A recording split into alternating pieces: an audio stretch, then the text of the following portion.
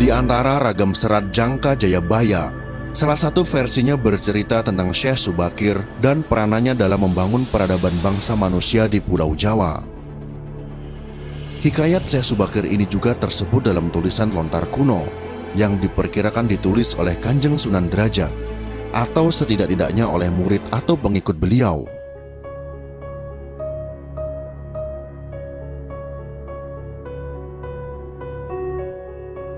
Syekh Subakir adalah seorang ulama besar yang berasal dari Persia. Beliau adalah generasi awal Wali Songo, penyebar Islam di tanah Jawa. Beliau dianggap sebagai orang yang paling berjasa dalam menyebarkan Islam di tanah Jawa ini. Diriwayatkan bahwa proses Islamisasi di Jawa mengalami hambatan disebabkan kuatnya orang Jawa dalam memegang kepercayaan lama. Syekh Subakir datang ke tanah Jawa bersama Wali Songo generasi awal setelah diperintahkan oleh Sultan Muhammad Al-Fatih di Istanbul, Turki.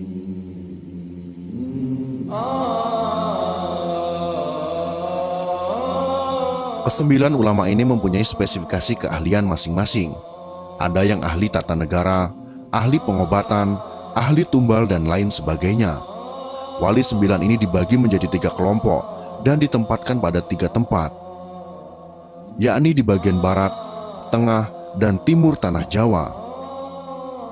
Konon hambatan penyebaran Islam di Jawa pada masa sebelumnya disebabkan oleh keberadaan bangsa jin yang menempati setiap sudut tanah Jawa. Bangsa jin ini dipimpin oleh Sabdo Palon atau Kiai Semar yang bersemayam di puncak Gunung Tidar, Magelang, Jawa Tengah. Syekh Subakir yang ahli dalam ilmu batin segera melakukan pembersihan dengan menancapkan tumbal yang berupa batu hitam di puncak Gunung Tidar. Seluruh Jawa bergejolak. Seluruh bangsa jin yang menguasai tanah Jawa merasakan kepanasan yang teramat sangat, hingga mereka lari tunggang langgang menyeberang ke lautan atau menepi ke sudut terpencil tanah Jawa. Sebagian jin yang lain ada yang harus mati akibat hawa panas dari tumbal yang dipasang Syekh Subakir. Karena itulah, sampai saat ini, Gunung Tidar dipercaya sebagai pakunya tanah Jawa. Melihat hal tersebut, Sabda Palon yang telah 9.000 tahun bersemayam di puncak Tidar keluar dalam bentuk manusia, berdiri di hadapan Syekh Subakir. Setelah terjadi perdebatan, mereka segera adu kesaktian. Konon pertempuran antara keduanya selama 40 hari dan 40 malam. Hingga Sabda Palon merasa kewalahan dan menawarkan gencatan senjata. Sabda Palon mensyaratkan beberapa poin dalam upaya penyebaran Islam di Jawa. Syarat-syarat itu pun disetujui oleh Syekh Subakir. Berikut ini adalah dialog antara Sabda Palon dengan Syekh Subakir yang terjadi di atas Gunung Tidar. Dialog yang terjadi antara Syekh Subakir dan Sabda Palon ini kami sajikan dalam versi imajiner.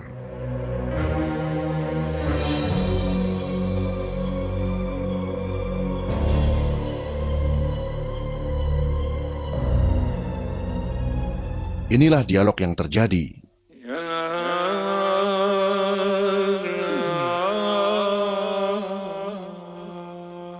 Syekh Subakir berkata, "Kisana, siapakah Kisana ini?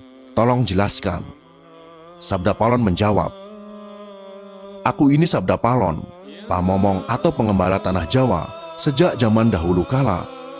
Bahkan sejak zaman kedewataan, akulah pemomong para kesatria leluhur. Dulu aku dikenal sebagai Sang Hyang Ismoyo Jati, lalu dikenal sebagai Kelura Semar Bodronoyo, dan sekarang zaman Majapahit ini, namaku dikenal dengan Sabdo Palon." Syekh Subakir berkata lagi, "Berarti Kisanak ini adalah danyang tanah Jawa ini. Perkenalkan Kisanak, namaku adalah Syekh Subakir yang berasal dari tanah Syam, Persia." Sabdo Palon bertanya, "Ada hajat apa gerangan Jengan Diko rawuh di tanah Jawa ini?" Syekh Subakir menjawab, "Saya diutus oleh Sultan Muhammad yang bertahta di negeri Istanbul untuk datang ke tanah Jawa ini. Saya tiadalah datang sendiri, kami datang dengan beberapa kawan yang sama-sama diutus oleh Baginda Sultan." Sabdo Palon berkata lagi, "Ceritakanlah selengkapnya Kisana, supaya aku tahu duduk permasalahannya." Syekh Subakir kembali menjawab, "Baiklah, pada suatu malam Baginda Sultan Muhammad bermimpi menerima wisi. Wisi dari Hyang Akaryo Jagat, Gusti Allah Zat yang Maha Suci lagi Maha Luhur. Diperintahkan untuk mengutus beberapa orang alim ke tanah Jawa ini. Yang dimaksud orang alim ini adalah sebangsa pendita, brahmana, dan resi di tanah Hindu. Pada bahasa kami disebut dengan ulama." Sabda Palon kembali bertanya, "Jadi Jengan Diko ini termasuk ulama itu tadi?" Syekh Subakir kembali menjelaskan, "Ya, saya salah satu dari utusan yang dikirim Baginda Sultan. Adapun tujuan kami dikirim kemari adalah untuk menyebarkan wara suci, amadar agama suci, yaitu Islam." Sabda Palon kembali bertanya, "Bukankah Kisanak tahu bahwa di tanah Jawa ini sudah ada agama yang berkembang yaitu Hindu dan Buddha yang berasal dari tanah Hindu? Buat apa lagi Kisanak menambah dengan agama yang baru lagi?" Syekh Subakir kembali menjawab, "Biarkan Kawula Dasih yang memilih keyakinannya sendiri.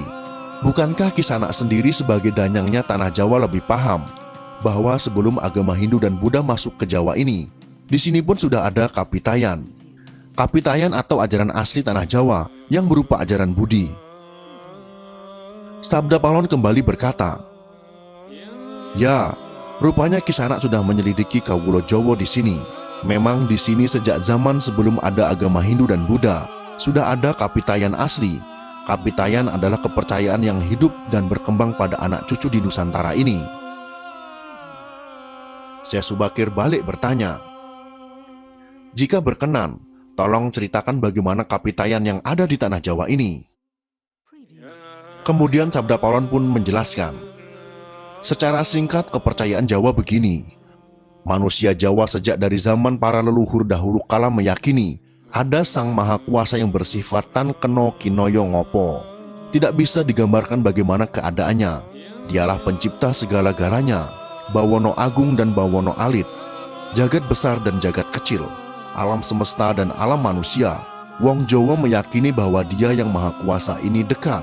Jika dekat dengan manusia, Dia juga diyakini berperilaku sangat welas asih. Dia juga diyakini meliputi segala sesuatu yang ada.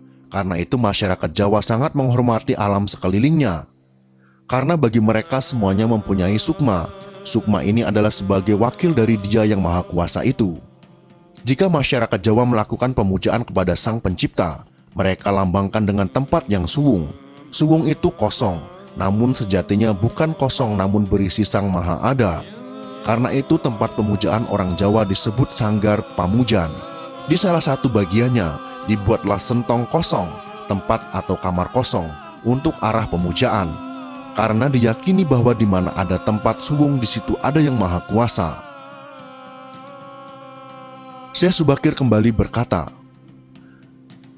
"Itulah juga yang menjadi ajaran agama yang kami bawa untuk memberi ageman yang menegaskan itu semua, bahwa sejatinya di balik semua yang maujud ini ada Sang Wujud Tunggal yang menjadi pencipta, pengatur, dan pengayom alam semesta.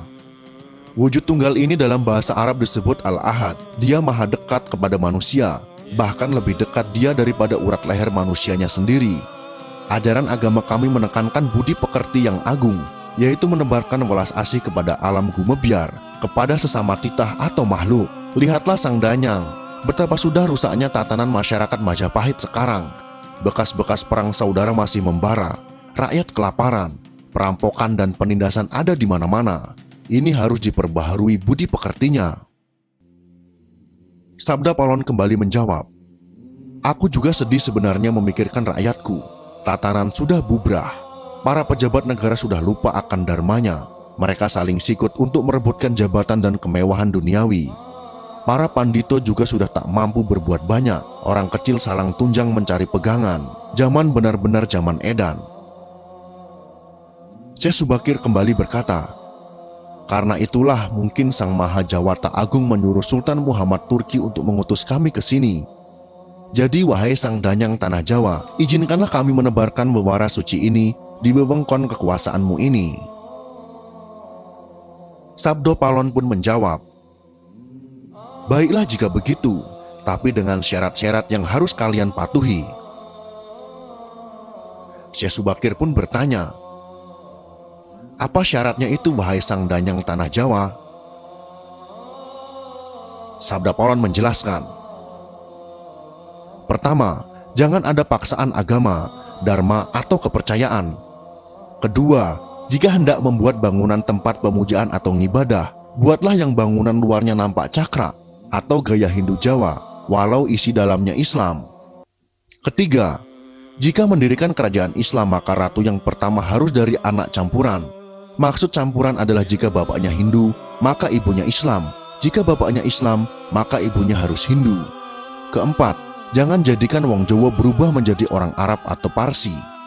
Biarkan mereka tetap menjadi orang Jawa dengan kebudayaan Jawa, walau agamanya Islam. Karena agama setahu saya adalah dharma, yaitu lelaku hidup atau budi pekerti. Hati-hati jika sampai orang Jawa hilang Jawanya, hilang kepribadiannya, hilang budi pekertinya yang adiluhung, maka aku akan datang lagi. Ingat itu, 500 tahun lagi jika syarat-syarat ini kau abaikan, aku akan muncul membuat goro-goro." Syekh Subakir pun menjawab, "Baiklah, syarat pertama sampai keempat aku setujui. Namun khusus syarat keempat, betapapun aku dengan kawan-kawan akan tetap menghormati dan melestarikan budaya Jawa yang adiluhung ini. Namun jika suatu saat kelak karena perkembangan zaman dan ada perubahan, maka tentu itu bukan dalam kekuasaanku lagi. Biarlah Gusti Kang Akaryo Jagat yang menentukannya."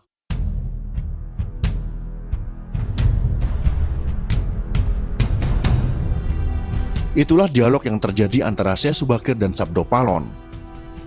Video ini jangan kita telan mentah-mentah, akan tetapi ada hikmah dan pesan yang dapat kita ambil dari dialog tersebut, bahwa penyebaran agama Islam tidak pernah dilakukan dengan paksaan di tanah Jawa, serta tidak membuang adat dan kebudayaan yang telah ada dan dijalankan oleh masyarakat Jawa, asal tidak bertentangan dengan agama.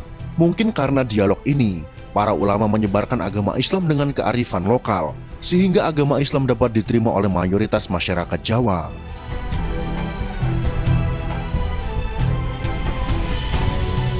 Jika kalian suka dengan video ini, silakan berikan jempol ke atas. Dan jika kalian menganggap video ini bermanfaat, maka bagikanlah untuk teman-teman Anda yang lain.